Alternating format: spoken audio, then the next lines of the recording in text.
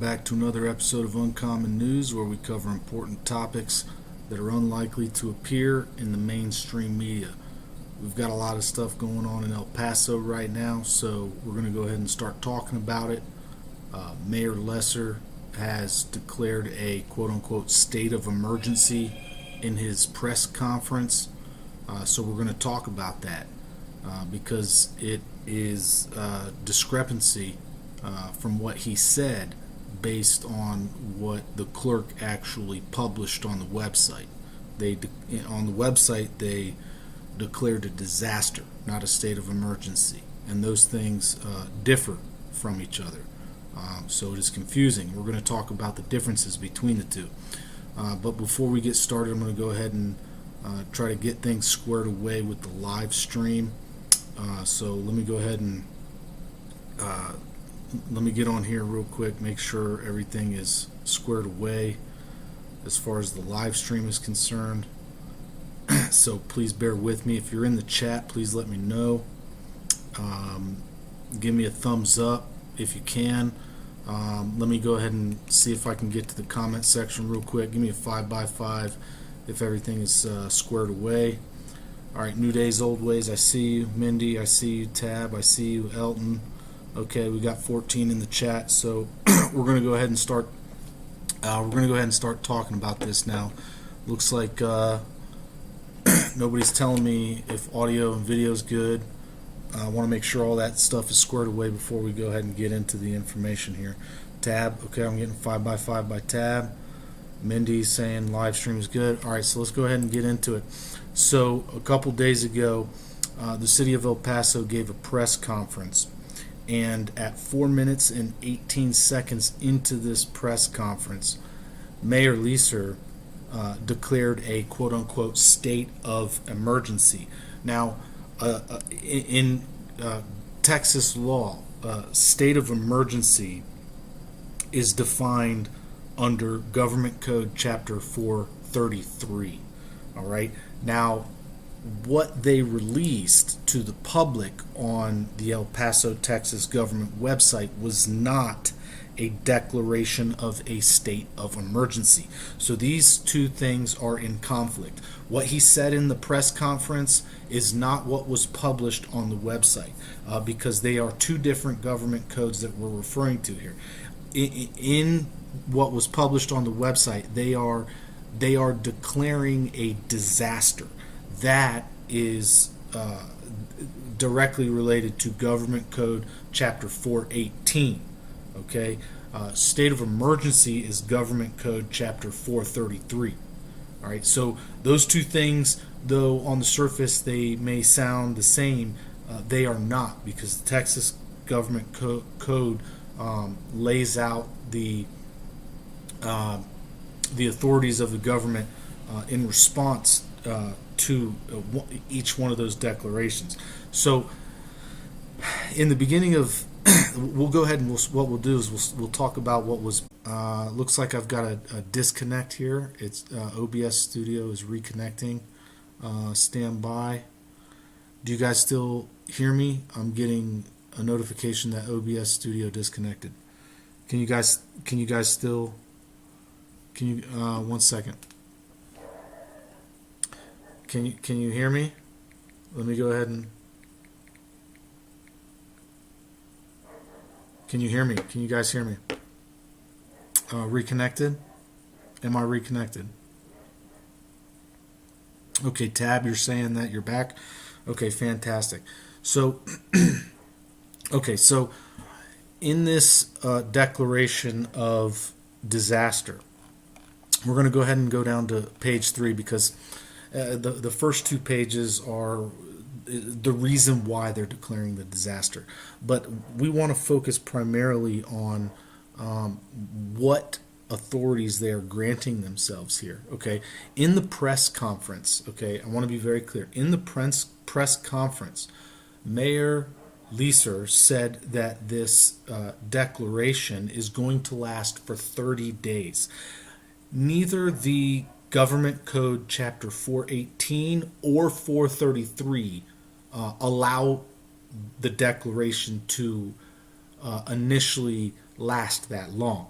Okay, uh, Government Code 418 allows for 7-day disaster to be declared. The duration for the government powers is 7 days under Chapter 418.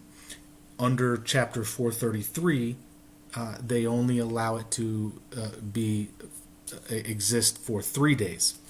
So it looks as though I'm having another connection issue here. Let me go ahead and man, I'm buffering real bad. It doesn't look it doesn't look like I'm live right now. Let me go ahead and are you guys are you guys seeing me? Can you hear me? Let me give me a 5x5 if you in the chat if you can still see me. Okay, you're still seeing me. I'm getting a bunch of buffering on my side. Now, that's one of the things that Government Code 418 authorizes the county and the state to do in the event of an emergency. They are actually authorized to shut down communication, but only government communication. So I guess technically if like Spectrum, the internet service provider, is doing business with the El Paso government, then they could be shut down. And I'm experiencing a lot of buffering right now on my end as far as on my cell phone. I can't see the chat, so basically I'm assuming that you guys can still hear me. I got the chat pulled up on my phone. I got the chat pulled up here on the screen. So bear with me here, please. All right. Anyway, so he said in the press conference that this this state of emergency is going to last for 30 days. There's a discrepancy of what he said and what the law states, right? So Government Code Chapter 418 only allows them to have a disaster declared for 7-day increments. And then Government Code Chapter 433 only allows for 72-hour implementations of state of emergency. So I don't know if he's misspoken twice in a row here, but either way, that's a discrepancy in itself. And we'll go ahead and we'll look at these government codes and where it says that, right? So let's go ahead and take a look at some of the powers that they are saying that they now have, that they're granting themselves, right? So in the declaration of disaster that they posted on the website, it very clearly says 7 days from the date of this declaration, right? Unless it's renewed. So I don't know if maybe he was in some kind of a conference with advisors or the board where they said that this is going to last for at least 30 days, and then he just regurgitated that during the press conference. Maybe he forgot, but right here in the official document, the official emergency order, it says it's only going to last for 7 days. So he may have actually just given us the heads up that, hey, this is actually going to last for 30 days, not 7. So that might have been a slip up on his part, but at the same time it could have been a heads up to the people that, hey, it's not really going to last for 7. It's going to last for 30. So this is the day that it was posted. Let's go ahead and scroll down here. It was the 30th of April, 2023. Right. So now we're going to get into some of the meat and potatoes. What are they getting ready for here? What are they getting ready for? So let's go ahead and take a look at number 6. This declaration activates the response and recovery aspects of all applicable local or interjurisdictional emergency management plans and authorizes the furnishing of all aid and assistance as deemed necessary or desirable by those administering such plans, including but not limited to sheltering, transportation, instituting curfews, right, and control of ingress and egress areas as needed to protect the health, safety, and welfare of the public. So they now have the authority to institute curfews here in El Paso and to control traffic, ingress and egress in the areas, but they did not designate the areas that they are controlled that they are controlling, which is actually a requirement under Government Code Chapter 418. Before they declare an emergency, they must designate the specific area or zone that will be experiencing or is currently experiencing the emergency. They did not do that here in this emergency declaration. It's very clear under Chapter 418.04, and let's go ahead and take a look at it. 418.04. Let's see. 418.04. Where does it say it? Division. Department means resulting. Pardon me. I should have had the subsection ready for you. Let's see.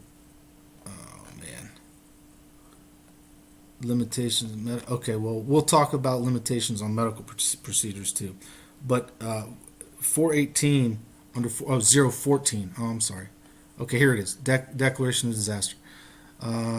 Here's what they're required. An executive order or proclamation issued under this section must include a description of the nature of the disaster. Right? They've got that part covered. And a designation of the area threatened. They don't have that. I mean, this is citywide, right? So where specifically? They didn't say that in this declaration. Okay, they didn't give a zone. A description of the conditions that have brought the state of disaster or made possible the termination of the state of the disaster. Right. So they got that part covered too. But as far as number 2 is concerned, they did not map that out. So I just want to make that very clear. Okay. So I am challenging the validity or the legitimacy of this disaster because they did not do this. They did not designate the specific areas in their disaster. Okay, so I am challenging the legitimacy on its face because of that. Now, so we'll go ahead and talk about number 7, point number 7, that authority that they grant themselves here. Okay, so pursuant to Texas Health and Safety Code 122.006, the city may adopt rules to protect the health of persons in the city. What does that mean? That's a very broad spectrum, don't you think? That's a very, very broad general thing that they're saying there, right? What do they mean by protect the health of the persons in the city and provide for the establishment of quarantine stations, emergency hospitals, and other hospitals? Why? If we're talking about immigrants, right? We're talking about an influx of 12 to 15,000 immigrants. Why do they need to talk about implementing health measures and quarantine stations, right? I showed you on my live stream the tent city that they've got built on the outskirts of the city, right? And how they've got these white DHS buses, these white FEMA buses driving all up and down the streets of El Paso right now, which are being driven by FEMA, by DHS employees. Okay? Right now, they are saying that they have the authority to shut all traffic down based on what number 6 says. Okay? They have the authority to shut all traffic down, right? To institute roadblocks. We're talking about roadblocks here in the city of El Paso, potentially. Right? They didn't say in the press conference that they're going to do this, but they said in this document right here on their website that they now have the authority to do it. And in number 7, they now say that they have the authority to institute or to establish quarantine zones, quarantine stations, right? And pursuant to Texas Health Safety Code, government body municipality may enforce any law that is reasonably necessary to protect public health. Why are we talking about public health? Why are we not talking about public safety? Why is it public health? Does it have anything to do with what happened at the end of 2019 with the people that didn't want to take some gene-altering substance? Right, and so let's be very clear here. Okay, Government Code Chapter 418, point 0125, very clearly says that there will be 0 disciplinary action on any individual that refuses to undergo medical treatment or medical analysis, which is demanded by any emergency health agency. And let's take a look at that very clearly. I don't know what it is, why they're focusing in on public health and quarantines and shutting down traffic in the city. But we're going to go ahead and we're going to take a look at Government Code 418.0125D. Okay, let's go ahead and take a look at that. So 418.125, let me see, 418.1, let me see if I can, 125D. Okay. A person subject to an order issued or regulation adopted under this section who in good faith acts or fails to act in accordance with that order or regulation is not civilly or criminally liable and is not subject to disciplinary action for that act or failure to act, right? The immunity provided by subsection D is in addition to any other immunity or limitation of liability provided by law, right? So if they try to force you to inject something in your body or to take some test, to test for something, they can do nothing. There's zero disciplinary action that they can take against you for refusing that. I want to make it very clear. Not only is that in 418, but I do believe it's also somewhere in 433. I don't have it written down here in, as far as 433 is concerned, but in 418, which is the authority that they are attempting to derive for this disaster declaration, is very clear that if you resist the orders that they give you as far as testing and putting stuff in your body or taking medications or therapies or whatever, they cannot do a damn thing to you for refusing that. Okay, they can't do anything. Zero disciplinary action. All right, so want to make that very clear right off the bat. Now, when we're talking about seizing firearms, they do not, under Chapter 418 or 433, they do not have the authority to seize your firearms if you hold them lawfully. If you are lawfully carrying your firearms, or if you lawfully possess your firearms and are using them or carrying them in a lawful manner, they do not have the authority to seize them. And we're going to talk about that real quick. So Government Code chapter, we're going to talk about 418 and then 433. They don't have the authority to do that in under either one. So let's see. We'll start with 418. So 418.003 subsection 5. So let's take a look at this. 003. Okay, subsection 5. Except as provided by section 418.184, authorized. Okay. So these are limitations. So this chapter, meaning like all of 418, right? This chapter does not, except as provided by section 418.184, authorize the seizure or confiscation of any firearm or ammunition from an individual who is lawfully carrying or possessing the firearm or ammunition. So we're talking about Government Code 418 right now. Under 418, they are not authorized to seize your firearm or your ammunition. So be very aware of that, because if they try to do that, it is an affront against your liberties. It is an attack against the United States Constitution. I want to make it very clear, okay? You ought to know your rights, and you ought to know when they step over or tread on your rights. And this is one of those lines which Texas very clearly defines shall not be crossed right here in 418.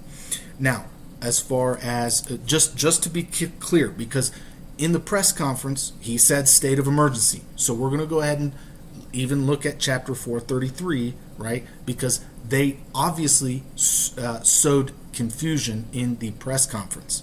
Okay, so we're going to look at it as if it may also be a state of emergency. So even under 433, we're going to look at 433.0045. 433.0045, right here. Firearms. Okay. A directive issued under this chapter may not authorize the seizure or confiscation of any firearm or ammunition from an individual who is lawfully carrying or possessing the firearm or ammunition, or prohibit or restrict the business or operations of a firearm or ammunition manufacturer, distributor, wholesaler, supplier, or retailer, or a sport shooting range as defined by section 250.001 local government code in connection with a state of emergency. So under no circumstances, zero circumstances, may the city of El Paso seize your firearms or ammunition due to this situation, right? And they may not take any disciplinary action against you for refusing any procedure or health assessment or test or anything like that.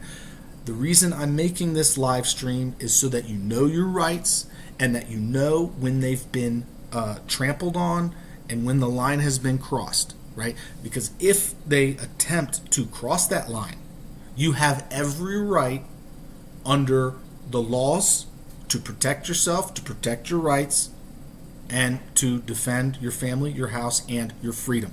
So please, guys, if you're watching, go ahead and give me a thumbs up. Looks like I've only got 4 thumbs up here.